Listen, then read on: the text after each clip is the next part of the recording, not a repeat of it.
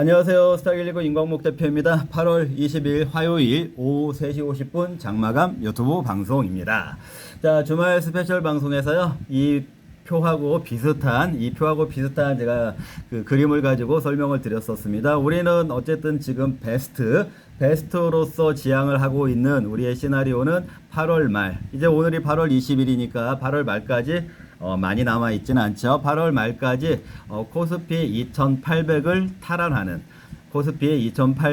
탈환하는 그 시나리오를 우리의 그 베스트 시나리오로 생각을 하고 있고, 그 시나리오로 갈 수 있을지, 그 시나리오대로 움직일지에 대해서 관전 포인트를 가지고 시장을 지켜봐야 된다, 이렇게 말씀을 드렸고요. 그리고 지금 현재는 어제도 그랬고 오늘도 그렇고 지난주 금요일부터 2700이라고 하는 한국 증시로 봤을 때 코스피의 마디 지수를 기준으로 해서 저항을 받고 있는 그런 흐름을 보이고 있는 것도 여러분들이 지금 목격을 하고 계십니다. 자, 오늘은요, 이런 전제하에서 지금 2700에서 그 저항을 맞이하고 있는 상황, 그리고 이 저항으로 인해서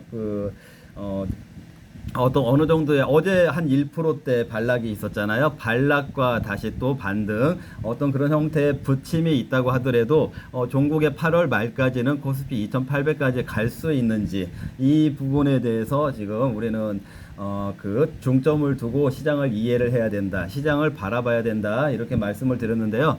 이 맥락과 관련해서 오늘은 제가 두 가지 그 주제를 가지고 두 가지 제목을 가지고 중간 시장을 다시 한번 여러분들과 점검을 해보는 시간을 갖도록 하겠습니다.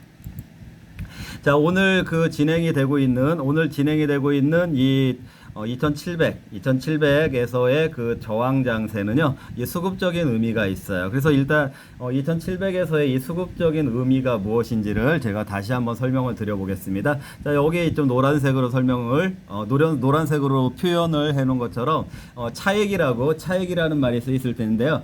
제가 일단은 2700 한국 기준으로 말씀드리는 거예요. 한국 기준으로 2700에서 어떤 일시적이나마 어떤 변곡이 나타날 수도 있고, 또 마디의 저항이 있기 때문에 여기에서 기본적으로 우리도 이번 폭락 장세, 약 2주 전에 블랙 먼데이에 있었던 그 폭락 장세권에서 매수한 그 단타 또는 초단타성 비중에 대해서는 차익 실현을 해야 된다라고 말씀을 드렸잖아요. 그래서 지금 그런 차익 실현의 물량들이 출회하고 있다. 지금 수급적으로 코스피 2700 그 근처에서 그런 물량들이 출회를 하고 있는 모습이 지금 하나의 특징으로 나타나고 있고요. 또 좀 전에 말씀드렸던 것처럼 2700이라고 하는 마디지수의 저항이고, 자, 이거를 제가 좀 구체적으로 써보면 코스피 2700의 저항, 그 다음에 삼성전자 8만전자, 그쵸? 8만전자의 저항, 그쵸? 삼성전자 8만전자의 저항, 그리고 하이닉스 20만 닉스의 저항, 이런 것들이 지금 진행이 되고 있고, 자, 이런 모든 것들은 필라델피아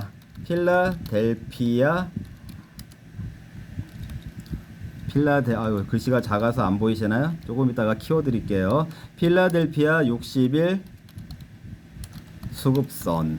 자, 이렇게 저항의 맥락에서 여러분들께 말씀을 드릴 수가 있습니다.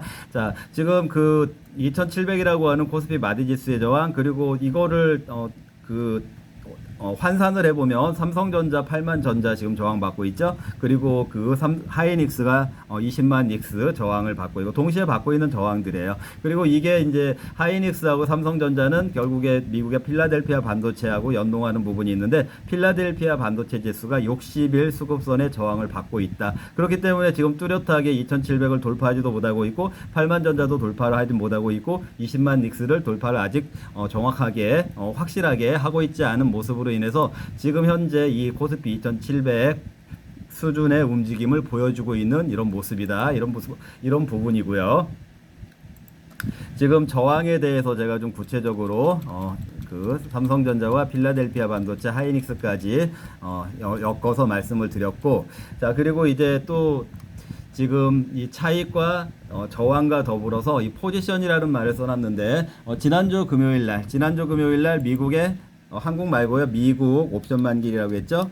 옵션 만기일. 미국 옵션 만기일이 지난주 금요일 날 지났으니까 뭐 아직까지는 어제 월요일 날도 그렇고 오늘 화요일 날도 그렇고 미국의 옵션 만기일 전후에서 새로운 포지션을 구축하는 포지션 구축의 시간이 진행이 되고 있다. 자, 그러니까 뭐 미국 증시가 어제 좀 추가적으로 올라가긴 했는데 이 부분을 완전하게 믿을 수는 없어요. 왜냐하면 이 포지션 구축을 위해서 지수를 올려놓고 단기적인 하방 공세를 할 수도 있는 것이니까 어쨌든 지금 현재의 그 수급은 차익이라는 성격, 그리고 저항이라는 성격, 그리고 새로운 포지션이라는 이 성격, 이 세 가지 축에서 이 삼각구도에서 여러분들이 이 수급을 이해해 주실 필요가 있다. 자, 그러니까 우선은 단기적으로는 어떤 방향성을 믿지는 말자, 이렇게 말씀드리는 거예요. 단기적으로는 이 코스피 2700에서 어떤 방향성을 확신하지는 말자. 다만 이게 부침이 있다고 하더라도 월말 8월 말로 갈 때는 2800의 방향성을 우리는 2800을 회복하는 방향성으로 가는 그 방향성을 그 비중을 두고 또 그 방향성이 베스트라고 생각을 하고 있으니까 그 방향성을 기다려 보는 것으로 하자. 다만 2700선에서는 지금 이 세 가지 축의 내용들로 인해서 포지션 구축, 차익, 저항이라는 세 가지 의미 속에서 수급이 진행이 되고 있구나, 이 정도를 이해하고 넘어가자, 이렇게 말씀을 드리고요. 자, 2800, 제가 8월 말에 2800에 갈 수 있는 것이 베스트라고 했는데 갈 수 있을지 어떨지는 아무도 알 수가 없죠. 주식이라는 것은 100%가 없지만, 하지만 저는 이 가능성이 상당히 높다라고 본다, 이렇게 말씀을 드렸었죠. 자, 그런데 이 가능성을 조금은 좀 높여주는 상황의 변화가 좀 포착이 되는 부분이 있어서 여러분들께 다음 제목으로 말씀을 드리려고 합니다. 자, 매크로 진행이라는 제목을 잡아봤는데요. 제가 매크로 진행 상황, 매크로의 포인트들을 보니까 이번 8월 달에 2800으로 가면 좋겠다라고 하는 우리가 베스트로 설정한 그 시나리오의 가능성이 조금은 더 분명해지는 모습을 보여주지 않고 있나, 이 부분에 대해서 말씀을 드리려고 하는 것입니다. 자, 어제 유가가 3%, 서부 텍사스산 중진류라고 하죠. 서부 텍사스산 중진류가 한 3%대로 급락을 했어요. 이 부분은, 자, 유가가 경기 침체 때문에 급락을 하는 것은 좋지 않아요. 무슨 얘기인지 아시죠? 유가가 경기가 침체될 가능성 때문에 하락을 하는 건 좋지 않지만 어제 유가가 하락한 것은요, 뭐 재고가 많아서 하락했다라든지 아니면 경기 침체가 올 것 같아서 하락했다라든지 그런 맥락이 아니고요. 일단 네타냐후 이스라엘 총리죠. 총리인가요? 대통령인가? 제가 좀 헷갈리는데, 그 네타냐후가 미국의 중재안을 긍정적으로 받아들이고 있는 그런 의사 표명을 했어요. 그걸로 인해서 중동 정세가 좀 완화되는 것으로 가는 것 같다라고 해서 유가가 3% 이상 급락을 해서 얼마 전까지 뭐 다시 $80로 올라왔었는데 다시 뚝 떨어졌습니다. 유가가 좀 많이 떨어졌는데, 이제 물론 지금 이 네타냐후의 태도만 중요한 게 아니고 더 중요한 거는 하마스와 이란에서 어떻게 나오냐가 더 중요한데, 어쨌거나 쌍방간의 한쪽이라도 우리는 중재안을 받아들이겠다라는 그런 입장의 변화가 있었기 때문에 그것이 반영이 되면서 일단은 유가가 반응을 해줬다. 전쟁 가능성이 줄어들면 어쨌거나 여러 그 측면에 있어서 유가뿐만 아니라 수송 물동량 같은 것도 증가할 수가 있고, 또 여객량 같은 거, 관광객 같은 것도 증가할 수가 있고, 국제적인 이동이 증가할 수 있는 그런 부분들도 작용하기 때문에 경기에는 긍정적이고, 우리나라는 역시 유가가 하락할수록 우리나라의 국제 수지에는 큰 도움이 되니까 우리나라 증시에도 도움이 되는 변수가 된다. 어쨌든 지금 중동의 분위기가 조금 좋은 쪽으로 개선이 되면서 유가가 3%대로 급락을 했다. 이 부분이 매크로에 있어서 하나의 변화로 포착이 됐고요. 이게 뭐 지속이 되면 더 좋겠지만 또 지속이 안 될 수도 있다라는 것은 전제로 하되, 그래도 지금 유가가 일단 반응을 보여줬다라는 긍정적인 부분 말씀을 드리는 것이고요. 또 어제 그 환율이 최근에 그 잘 먹히지 않았던 거가 한국 증시가 강세장으로 가면 환율이 하락한다. 즉 원화가 좀 강세를 보인다. 환율이 하락한다. 이런 그 체인 관계가 좀 있었었어요. 그래서 강세장으로 갈 때는 환율이 하락을 하고 환율 하락이 추가적으로 하락을 기대하는 외국인 수급이 들어오고 그래서 주가는 더 올라가게 되고 이런 이제 선순환 구조였는데 요즘에는 그런 게 전혀 먹히지가 않았었어요. 주가가 뭐 2,700선, 800선 거의 코스피 2,900선까지 갔을 때도 환율은 역시 1,300원대였다. 옛날 같으면 한 1,100원대까지 떨어졌어도 그게 그 일반적인 현상이라고 볼 수 있었는데 좀처럼 환율이 떨어지지 않는 그런 현상이 벌어졌던 거는 역시 여러분들도 아시는 일본의 초엔저 때문에 우리나라 환율도 1,300원대 이상에서 계속 움직이게 됐었던 그런 부분이 있었는데요.